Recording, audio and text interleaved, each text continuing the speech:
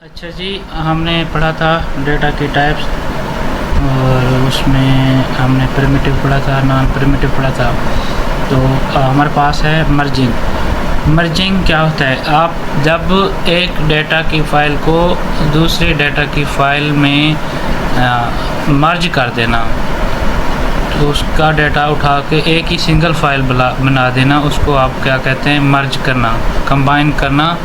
Combine two data set into one single file, it is also called merging. तो merging का मतलब ये होता है कि आप इंडेक्स बेस के ऊपर भी मर्ज कर सकते हो। अगर आप टाइम के बेस के ऊपर मर्ज कर रहे हो, दो आपके पास डिफरेंट डेटा सेट हैं और डिफरेंट टाइम जोन के ऊपर वो बने हुए हैं, अगर आप उनको मर्ज करना चाह रहे हैं, ठीक है, तो वो क्या है, आप उसको इंडेक्स की बेस के ऊपर भी मर्ज कर सकते हैं और उसके बाद आप एज इट इज़ उसकी कोई ऑब्जेक्ट टाइप की एंटिटी है तो उसकी बेस के ऊपर आप करना चाह रहे हैं तो उसके साथ भी आप उसको मर्ज कर सकते हैं। ट्रैवर्सिंग उसका जो है ना उलट होता है, ठीक है, कि आप क्या करते हो, डेटा स्ट्रक्चर को ना, कि उसके जो हर आइटम होता है उसको आप ट्राइवर्स कर देते हो, उसके उलट कर देते हो। Exactly one in the data structure so that each data item is traverse accessing each data exactly. मतलब आपको हर डेटा से उसके कोई आइटम लेके उसको आप जब ट्राइवर्स करते हैं, ट्राइवर्सिंग करते हैं या विजिट करते हैं उस डेटा के ऊपर, तो उसको आप ट्राइवर्सिंग कह सकते हैं, ठीक है। उसके बाद डेटा स्ट्रक्चर के ऑपरेशंस होते हैं। The data is stored in our data structure are processed by some of operation, some out of operation. मतलब आपके पास डाटा है और आप उस डाटा में कुछ ऑपरेशन करना चाहते हैं, या तो आप उसमें डाटा पुट करना चाह रहे हैं, या डिलीट करना चाह रहे हैं, या सॉर्ट करना चाह रहे हैं, या सर्च करना चाह रहे हैं, ठीक है।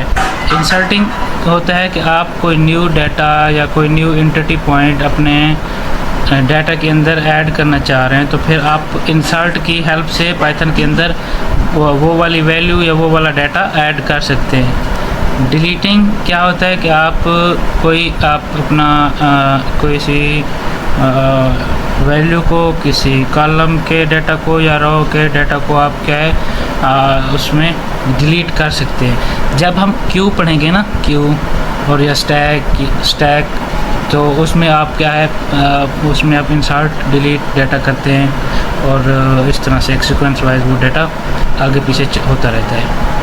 डिलीटिंग का मतलब यही था कि आप अपने डाटा स्ट्रक्चर में से कोई चीज़ रिमूव करना चाह रहे हैं तो फिर आप उसको डिलीट कर सकते हैं। सॉर्टिंग का मतलब यही होता है कि आप डाटा को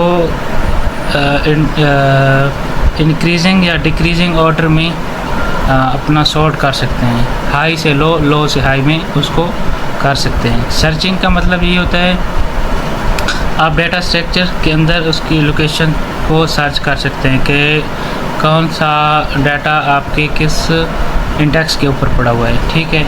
तो या आप उसके किसी एंटिटी की वैल्यू या उसकी कुछ ऐसे जो आइडेंटिटी होती है उसकी बेस के ऊपर भी उसको सर्च कर सकते हैं। एरे होता है आपका collection of homogeneous elements similar type. मतलब एक एरे होता है जिसमें आपके पास डेटा को स्टोर करने के लिए कुछ मेमोरी एलोकेशन होती है, ठीक है, जो आपके डाटा को उस मेमोरी के लिहाज से एलोकेट करती है, स्टोर करती है। तो इसको देखते हैं। An array can be define as an infinite collection of homogeneous. Homogeneous उसे कहते हैं जो एक जैसी टाइप्स होती हैं एलिमेंट्स, तो उसको आप क्या कह सकते हैं? Array are always store in consecutive memory location. मतलब आप कोई चीज़ एक स्पेसिफिक लोकेशन के ऊपर स्टोर करवाना चाह रहे हैं तो आप एरे की हेल्प से उसको स्टोर करवा सकते हैं, ठीक है। Array can be store multiple value which can be referenced by a single name of array, single dimension array. आपके पास टाइप्स जो एरे की टाइप्स होती हैं या तो आपके पास सिंगल डिमेंशनल एरे होगी या multiple dimensional array. Single dimensional array में 1D एरे होता है जिसमें आपके पास रो और कॉलम होता है, ठीक है। एक रो होगी, एक कॉलम होगा, मतलब सिंगल डिमेंशनल एरे में। जो मल्टीपल होता है तो उसमें मल्टीपल रो होती हैं और मल्टीपल कॉलम्स होते हैं, ठीक है। 2 या 2 से ज़्यादा होता है तो उसको आप मल्टी डिमेंशनल एरे कहते हैं। तो multi dimensional array are more than one subscript to describe the array element. मतलब आपके पास 2 या 2 से ज़्यादा जब एरे के एलिमेंट्स हों तो फिर आप उसको मल्टी डिमेंशनल एरे कह सकते हैं। और मोस्टली 2D या मल्टी डिमेंशनल एरे भी पाइथन के अंदर यूज़ होता है, जो आपके डाटा पॉइंट्स को स्टोर करने के लिए यूज़ होता है। डिक्लेरेशन 2 डिमेंशनल एरे कि आप किस तरह से डिक्लेयर कर सकते हैं 2 डिमेंशनल एरे को। डाटा की type, variable name, row, column, for example integer, number 2 और 3, ये 2 आपके पास एरे आ रहे हैं ना। एरे को इस तरह से ही लिखा जाता है ब्रैकेट के अंदर 2 और 3। ये 2D declaration of 2D array है, ठीक है। इनिशियलाइजेशन ऑफ 2D एरे, क्या आप 2D एरे को किस तरह से इनिशियलाइज कर सकते हैं। आपने सी पढ़ा होगा, सी के अंदर C++ में आप इंट की हेल्प से आप इंटीजर वैल्यू को आप इनिशियलाइज करवा देते हैं। इंट नम आपका नंबर है 2 और 3 और उसके आगे उसकी वैल्यू दी हुई है। फर्स्ट नेम, फर्स्ट 3 रो 2 कॉलम। ये ऊपर देखें वेरिएबल जहाँ पे लिखा हो ना, यहाँ पे जो आ रहा है रो और कॉलम के अंदर, ये आपके 3 आपके क्या हैं रो हैं और 2 आपके कॉलम हैं, तो उसके आगे उसकी वैल्यू दी हुई है। और ये उसका एक एम्प्टी एरे लिया गया है, फर्स्ट इंटीजर, और ये वाली वैल्यू उसको असाइन की गई है। नाम के अंदर पहले 0 0 आएगा, 0 1 आएगा, 1 0 आएगा, 1 आएगा, 2 0 आएगा। इस तरह से इसकी वैल्यू एरे के अंदर स्टोर होती जाएगी। एरे आपका डेटा पॉइंट को स्टोर करने के लिए यूज़ होता है, ठीक है। तो 1 डिमेंशनल एरे, डेटा टाइप्स और एक्सप्रेशन और वैल्यू, मतलब आपके पास 1D एरे में आपके सिंगल आपके पास रो होगी और सिंगल ही आपका कॉलम होगा, तो उसको आप इनिशियलाइज करवा सकते हैं एज अ 1 डिमेंशनल एरे। अच्छा, ये उसका प्रोग्राम है, हम इसको सी के अंदर लिखा हुआ है, C++ के अंदर, वो हम देखेंगे और उसके बाद ये स्टैक पढ़ेंगे। नेक्स्ट है हमारे पास है हमारे टॉपिक का हमारे पास वीक 3 का कंट्रोल फ्लो और इफ़ एल्स स्टेटमेंट क्या होती हैं, हमने इनको देखना है जो हमारे पाइथन प्रोग्राम के अंदर यूज़ होती हैं और हमारे कम्प्लेक्स प्रॉब्लम को सॉल्व करने के लिए हम इनका यूज़ करते हैं, ताकि हम टाइम कम्प्लेक्सिटी को कम करके अपना काम जल्द से जल्द करा सकें, ठीक है। कंट्रोल फ्लो क्या होता है, इफ़ एल्स या एल्स सेम ही चीज़ है, ठीक है। The document explain control flow in Python step by step with practical example. अच्छा, आपके पास क्या है, कंट्रोल फ्लो का मतलब है कि आपके पास जो ऑर्डर में इंस्ट्रक्शन है वो एग्जीक्यूट होंगी पाइथन के अंदर। तो पाइथन क्या है, पाइथन में आप इसको कंडीशनल स्टेटमेंट के तौर पे यूज़ करते हैं कंट्रोल फ्लो को, ठीक है। तो उसमें क्या आती हैं, इफ़ एल्स कंडीशंस आती हैं, इफ़ एल्स इफ़ एल्स और उसके बाद नेस्टेड कंडीशन और लॉजिकल ऑपरेटर, ठीक है। ये कंडीशंस आपके पास आती हैं। इफ़ स्टेटमेंट क्या है, आप इफ़ एज अ टेस्ट के तौर पे यूज़ होता है, एज अ टेस्ट कंडीशन होता है कि अगर आपकी वैल्यू 15 से ग्रेटर देन है तो प्रिंट करवाए कि यस, अगर आपकी वैल्यू 15 से कम है तो प्रिंट करवाए नो। मतलब एक सिंपल मैंने आपको एग्जांपल दिया है कि इसकी हेल्प से आप इफ़ कंडीशन की हेल्प से आप इफ़ एक स्टेटमेंट है, इसको एज अ टेस्ट कंडीशन के तौर पे यूज़ करते हैं कि वो हम एवेलुएट कर रहे हैं, जान रहे हैं कि हमारी वैल्यू क्या होगी। तो उसमें देखें एग्जांपल उसने दिया है, कंडीशन ट्रू होगी तो आपका कोड ऑफ ब्लॉक रन होगा। उसने कहा है कि एज ग्रेटर देन 18, एज हमारी 18 के बराबर है। उसने कहा if age greater than and equal to 18 print करवाए you are eligible to vote, आप वोट के लिए एलिजिबल हैं। ठीक है, तो अगर एज लेस देन होगी तो उसमें आपको क्या है कि ये आपका एज एल्स कंडीशन के, अगर यहाँ पे मैं लिखता इसके नीचे कि if age less than and equal to 18, तो इधर लिखता मैं else print you are not eligible to vote. तो क्या था कि ये पाइथन पढ़ता और अगर मेरी कंडीशन यहाँ पे फॉल्स हो रही होती तो ये इधर ये इसको प्रिंट ना करवाता, एल्स वाले में आके इसको प्रिंट करवा देता कि you are not eligible to vote. इससे हमें ये पता चलता है कि पाइथन आपके कोड को, आपकी माइंड को, आपकी प्रॉब्लम को लॉजिकली आप इम्प्लीमेंट करके उसको इजी वे में लिख देता है और उसको एग्जीक्यूट करता है, ताकि आप जो प्रोग्राम कर रहे हैं आपको पता चले कि ये कंडीशंस आप अप्लाई कर रहे हैं जिससे आपको ये रिज़ल्ट मिल रहे हैं। ठीक है, उसके बाद होता है इफ़ एल्स स्टेटमेंट। तो ये उस वक्त यूज़ होता है जब आपकी कंडीशन फॉल्स हो। ठीक है, जिस तरह मैं पहले कह रहा था, देखिए नीचे एज आपके बराबर है 16 ईयर के, उसने कंडीशन दी if age greater than 18 print you can vote.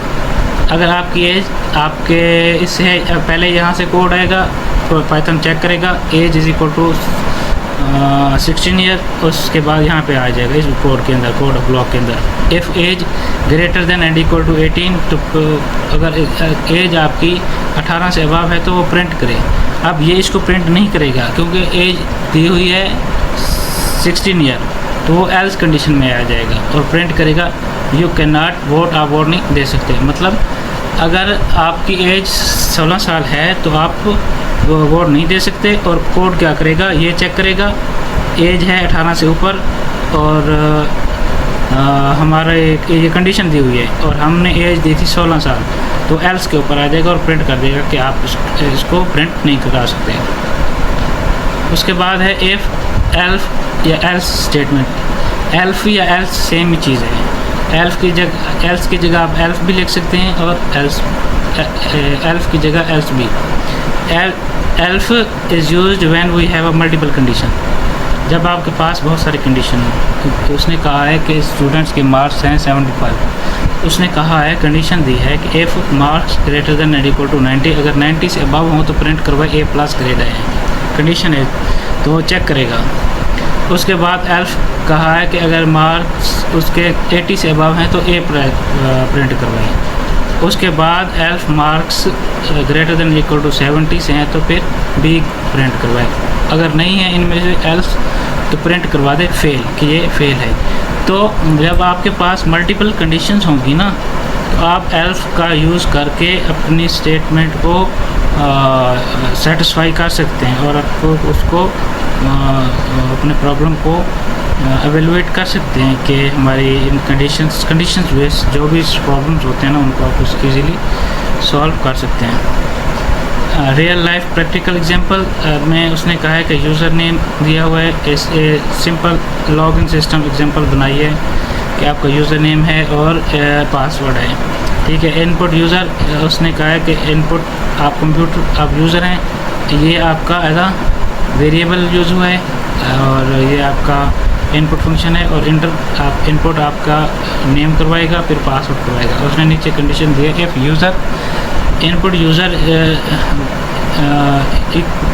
Equal to user name and input pass equal to password, तो प्रिंट करवाए लॉगिन सक्सेसफुल।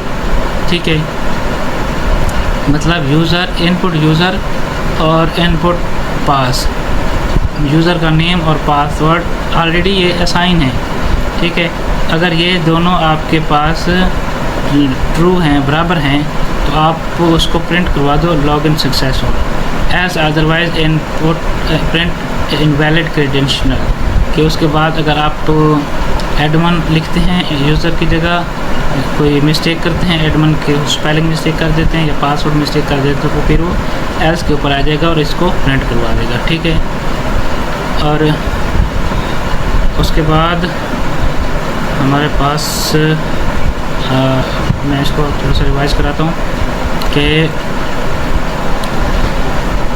इफ़ एल्स की जितनी भी कंडीशंस होती हैं ना, ये आपके जब कोड ऑफ ब्लॉक लिखे जाएंगे तो उसमें ये आपके प्रॉब्लम को जस्टिफाई करने के लिए आप इसको यूज़ करते हैं कि अगर ये ना हो तो ये हो, अगर ये भी ना हो तो फिर भी ये हो। मतलब आपने अपने अकॉर्डिंग अपने एक अपनी एक प्रॉब्लम बनाई और उसमें आपने ये कहा है कि मेरे डाटा के अंदर या मेरी कुछ ऐसी वैल्यू हैं, बहुत सारा ह्यूज अमाउंट ऑफ डाटा होता है, तो आप चाहते हैं कि भाई मेरे पास इतना डाटा आ रहा है, तो उसमें अगर इन जिस डाटा में अगर इफ डाटा के अंदर ये वाली वैल्यू इतने के बराबर हो तो मुझे प्रिंट करा दे। मिसाल सिंपल एग्जांपल है, आप वो चीज़ ढूंढना चाह रहे हैं और पाइथन से आप क्या करते हैं कि उस पर कंडीशन लगाते हैं कि अगर मेरे डाटा के अंदर इस कॉलम के अंदर या इस पूरे डाटा के अंदर मेरा जो है ना ये कंडीशन है कि अगर मेरी ये वाली वैल्यू इससे अबव हो तो फिर जितने भी इसकी वैल्यू अबव होगी जो जिस पीक पॉइंट के ऊपर, तो वो उन सब चीज़ों को प्रिंट करा के आपको शो करवा देगा और पूरे डेटा से आपको इजीली पता चल जाएगा कि आपका क्या है इस डेटा के अंदर, अगर उस कंडीशन के ऊपर अबव आप उसको सेटिस्फाई कराते हैं। ठीक है, तो आज की वीडियो के लिए काफ़ी है और इंशाल्लाह नेक्स्ट हम कंटिन्यू करेंगे। अच्छा, आप